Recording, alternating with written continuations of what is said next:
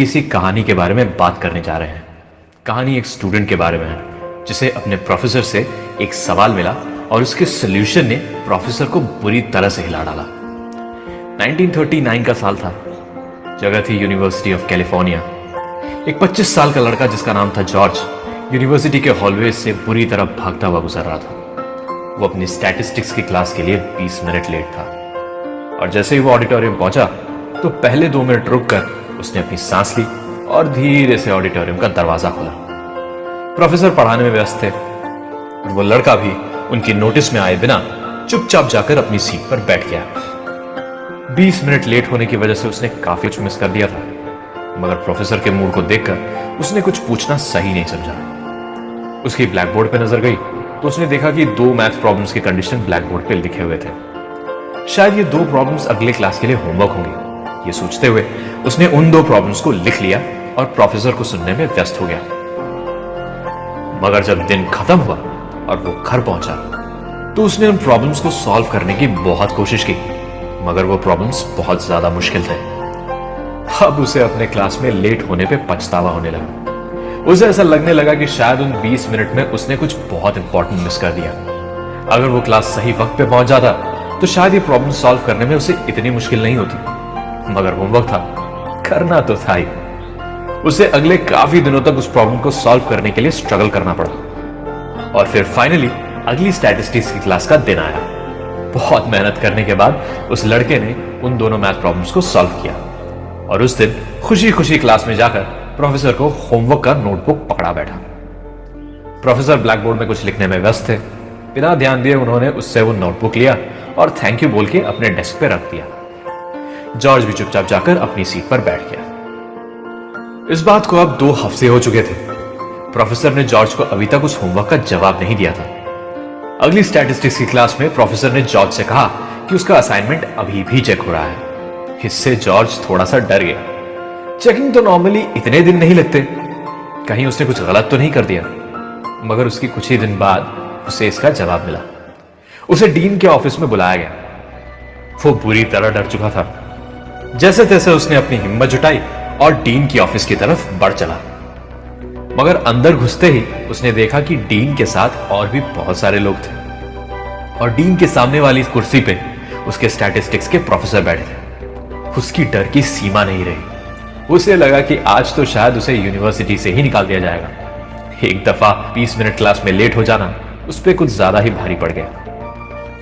मगर उसके प्रोफेसर ने उसके बाद जो कहा उसे सुनकर तो उसके होश उड़ गए।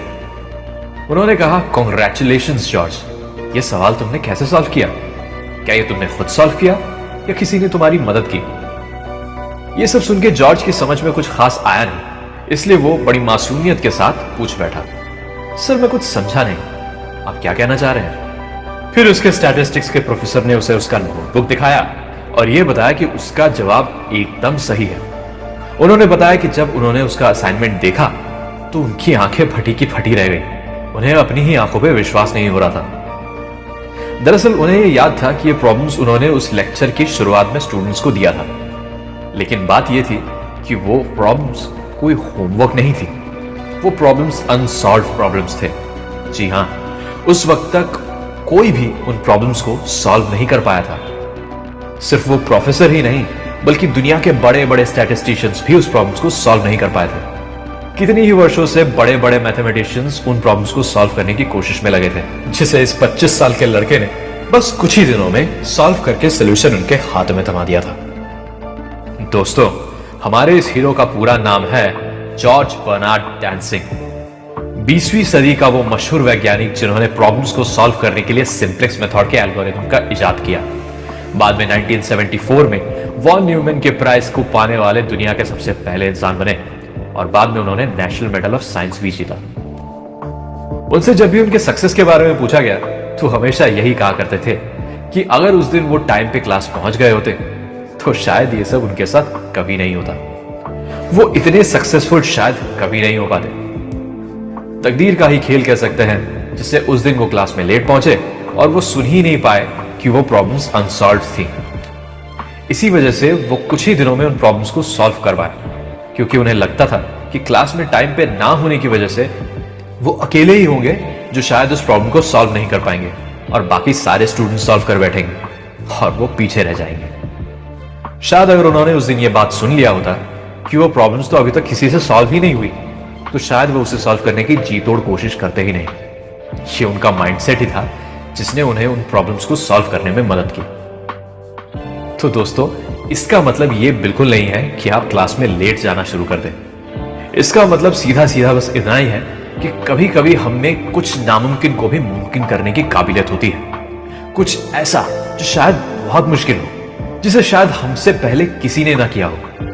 मगर ये सब मुमकिन बस तभी हो सकता है जब खुद से ये ना कहा जाए कि ये मुश्किल है या नामुमकिन है। जब आप खुद को ये यकीन दिलाएं कि आप काबिल हैं, तो कोई भी काम आपके लिए मुश्किल नहीं होगी। किसी भी काम को करने के लिए बिलीफ बहुत ज्यादा जरूरी है दोस्तों।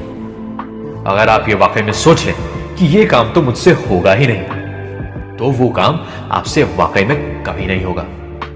अपने ऊपर बिलीव रखने से ही आप मुश्किल से मुश्किल सिचुएशंस को आसानी से हैंडल कर सकते हैं। फिर चाहे उसमें जीत आपको जल्दी मिले या कुछ वक्त बाद, मगर जीत मिलेगी जरूर।